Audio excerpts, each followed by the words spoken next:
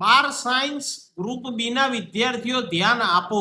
ગુજરાતમાં paramedical admission માટે fresh registration શરૂ થઈ ગયું છે. ગુજરાતમાં પેરામેડિકલ કોર્સમાં પ્રવેશ લેવા ઈચ્છતા વિદ્યાર્થીઓ માટે મહત્વના સમાચાર. 11 જુલાઈ 2026 થી ફ્રેશ રજીસ્ટ્રેશન શરૂ થઈ ગયું છે.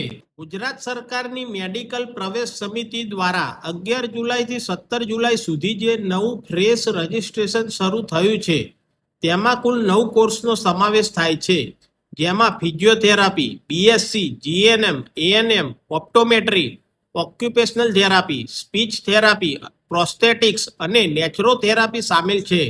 આ સિવાયના એમએલટી કે રેડિયોલોજી જેવા કોર્સ માટે આ ફોર્મ નથી.